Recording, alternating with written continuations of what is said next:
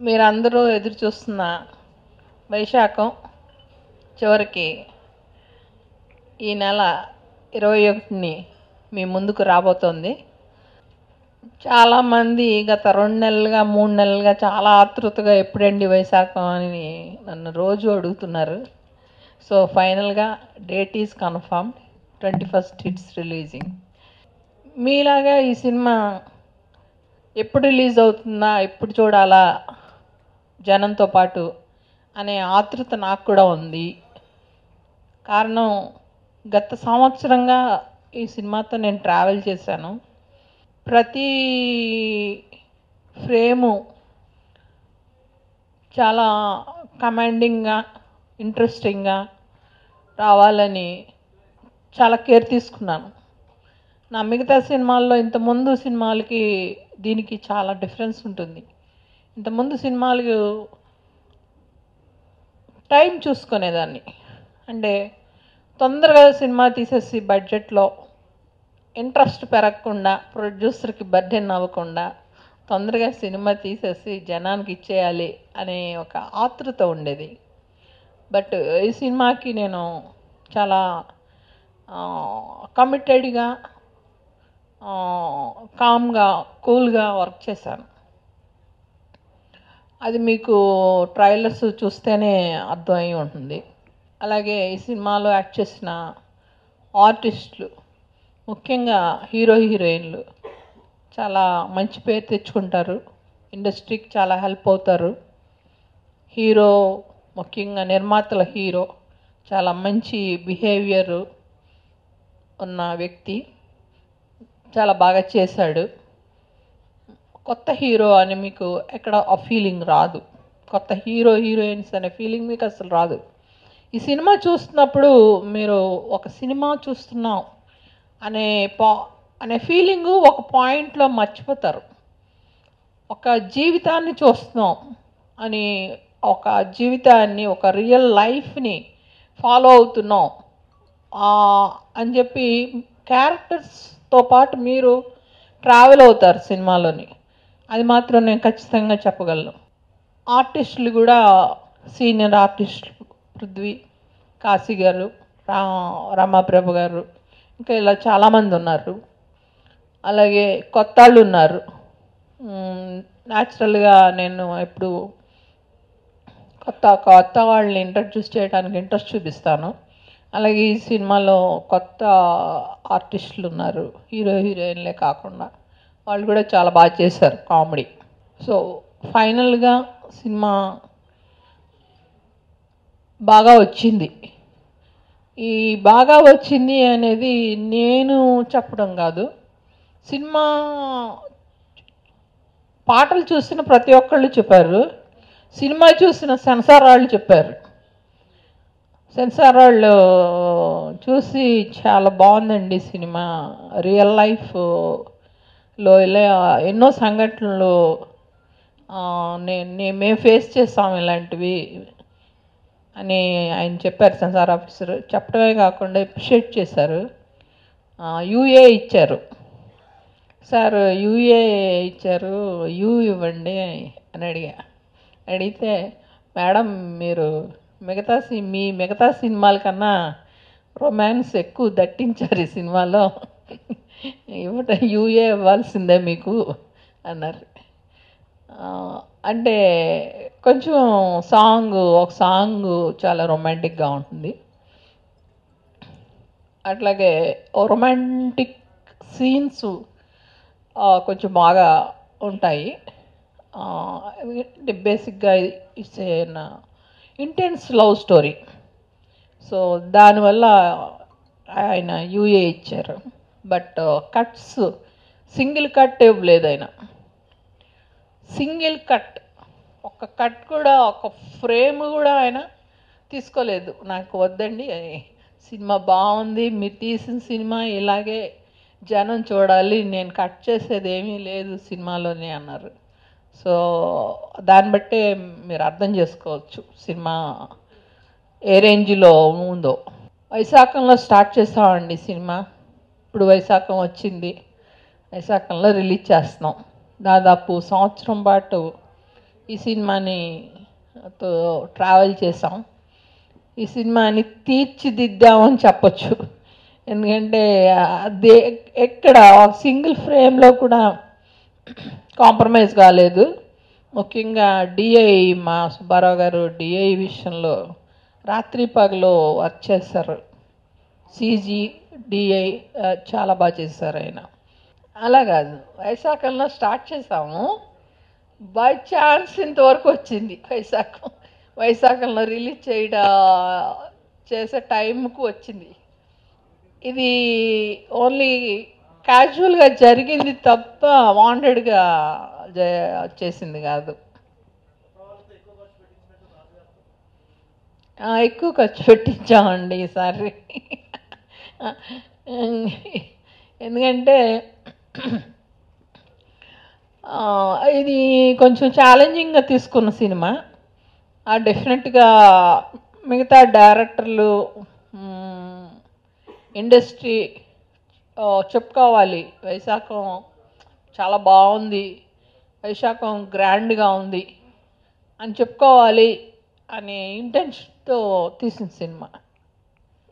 ఇది జర్నీ చాలా tough journey అండి. చాలా అప్ అండ్ డౌన్స్ చూశాను. చాలా చాలా యూజువల్గా నేను ఎప్పుడు సినిమా తీసినప్పుడు కష్టపడ్డానని చెప్పను, బట్ ఈ సినిమాకి నేను చాలా కష్టపడ్డాను, చాలా సఫర్ అయ్యాను. బికాజ్ నేను అనుకున్నట్టు రావాలంటే చాలా విషయాలు కలవాలి. ఆ విషయాలన్నీ కలవటం కోసం నేను చాలా శ్రమ పడ్డాను. ఉదాహరణకి కజకిస్తాన్ టూరిస్ట్గా వెళ్ళటానికే కష్టం ఒకళ్ళు. అలాంటిది నేను 23 మంది విత్ 400 kg లగేజ్తో, 400 kg లగేజ్ అండి, లగేజ్తో 15 రోజులు నేను ట్రావెల్ చేసి సాంగ్స్ తీశానంటే అక్కడ జస్ట్ ఇమాజిన్ ఇట్. కేవలం ప్రాసెస్ అయ్యి పాస్పోర్ట్లు రావడానికే more than 3 months పట్టింది. సో ఇట్స్ వెరీ టఫ్ అక్కడ షూట్ చేయటం. ఎవ్రీ 3 daysకి మనం ఫారినర్స్ కదా, మనం వెళ్ళి పాస్పోర్ట్ అవి చూపించి మళ్ళీ స్టాంప్ వేయించుకొని రావాలి. వేయించుకోకపోతే జైల్లో పెడతారు. సో ఏదో కొంచెం నిర్లక్ష్యం చేసి వెళ్ళలేదనుకోండి, రీస్టాంపింగ్ చేసుకోకపోతే 3 daysకి I will be in jail. Argument లేదు, ఒక 3 నెలలు జైల్లో ఉండాలి అక్కడ. నేను వసంత్ని ప్రిఫర్ చేసినప్పుడు all my well wishers and press తెలుసున్న వాళ్ళు అందరూ కూడా వసంత్ ఎందుకండి, మనకి ఎవరైనా కొత్త పాతాళ్ళు అది అయితే బాగుంటుంది అని చెప్పి సజెస్ట్ చేశారు చాలామంది, వసంత్ వద్దని. బట్ నేను పట్టుదలగా వసంతోనే ట్యూన్స్ చేయించాను.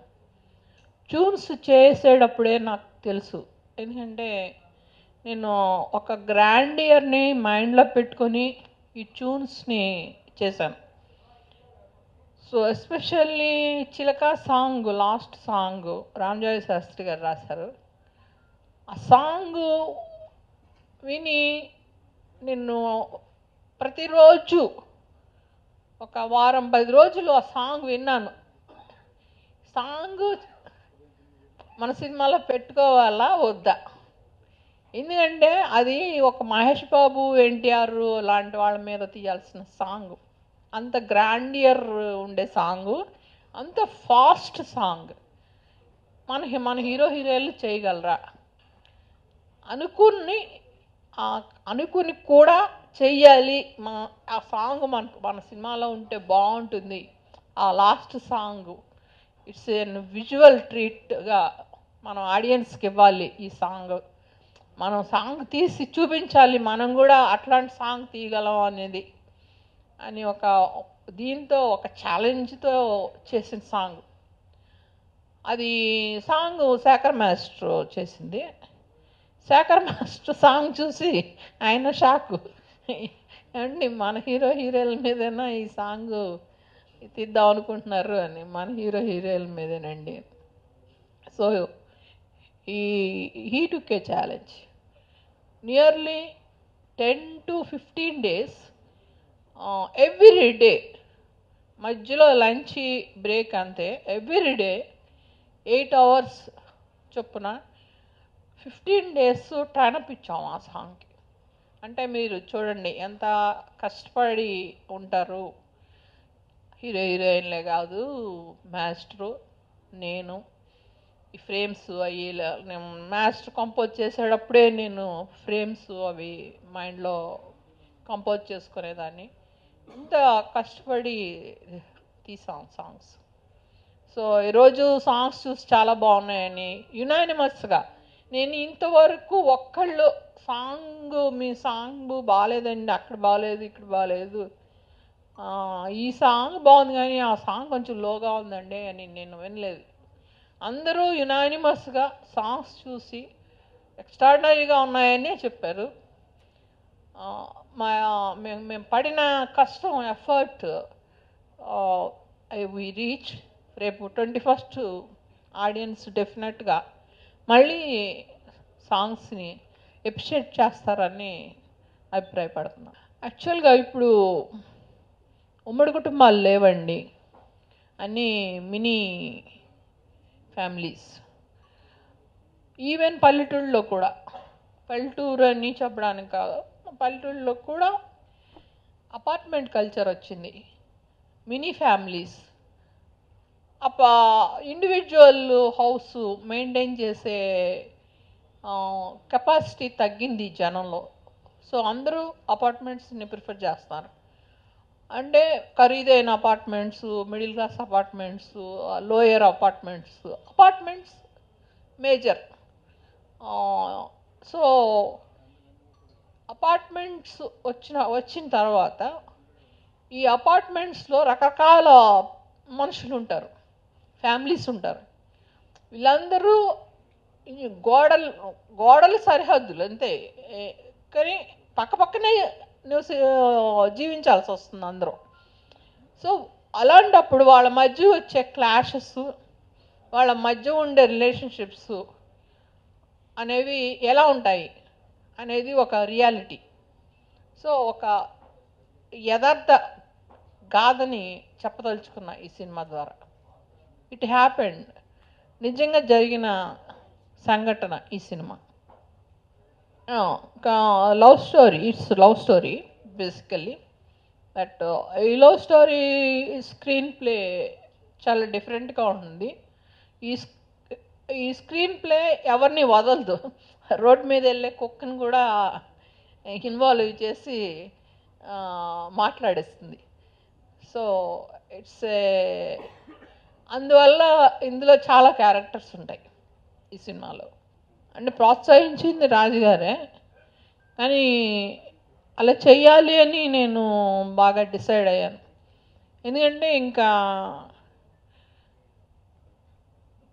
ఇండస్ట్రీ చెప్పుకోవాలి, ప్రేక్షకులు శభాష్ అనాలి. అలాంటి సినిమా తీస్తే అలాంటి సినిమా తీయాలి. ఇన్ జనరల్గా సినిమా తీసేసి 3 monthsలో ఏదో ఒక సినిమా తీసాము, రిలీజ్ చేసాము అన్నట్టు ఉండకూడదు అనేది ఈసారి నేను గట్టిగా డిసైడ్ అయ్యా. చూసుకోవాలి, కానీ ఆ విషయం నేను ఆలోచించలేదు అప్పుడు. ఇప్పుడు రాజుగారు తంటాలు పడుతున్నారు. లాస్ట్ ఫిలిము నేనే చేశాను, ఈ సినిమా కూడా నేనే చేశాను. అట్లానే కాదు, యూజువల్గా ఏంటంటే నేను ఇది నా కథ, నా స్క్రీన్ ప్లే, కొన్ని మాటలు నావే ఉంటాయి, మ్యాక్సిమం మాటలు నావే ఉంటాయి.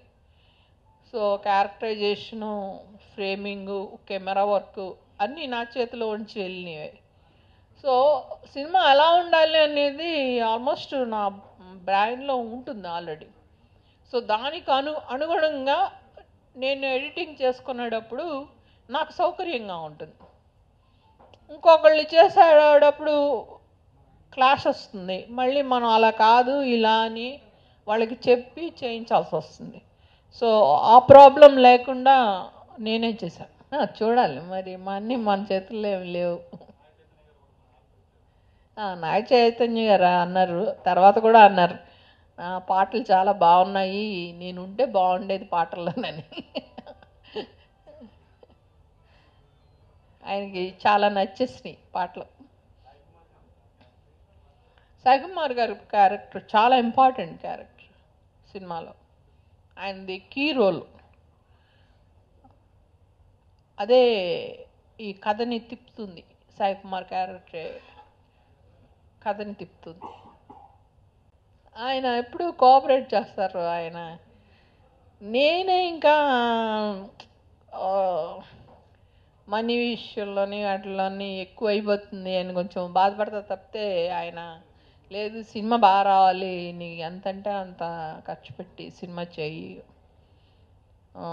లేదంటే ఇంకో ప్రొడ్యూసర్ అయితే కజకిస్తాన్ వెళ్తానంటే వైజాగ్ వెళ్ళమనేవారు. It's an experience. అది ఎక్స్పీరియన్స్, నా ఓన్ ఎక్స్పీరియన్స్ కాబట్టి అది నాకే తెలుస్తుంది. అది I can't explain it how I felt and all that. But సినిమా విషయంలో నేను ఎక్కడా కాంప్రమైజ్ కాలేదు, అది మాత్రం ఖచ్చితంగా చెప్పగలను. ఎందుకంటే చాలా నా మిగతా సినిమాల్లో నేను చాలా విషయాల్లో కాంప్రమైజ్ అయ్యాను. బట్ ఈ సినిమా విషయంలో కాంప్రమైజ్ అవ్వలేదు. కజకిస్తాన్ వెళ్ళటం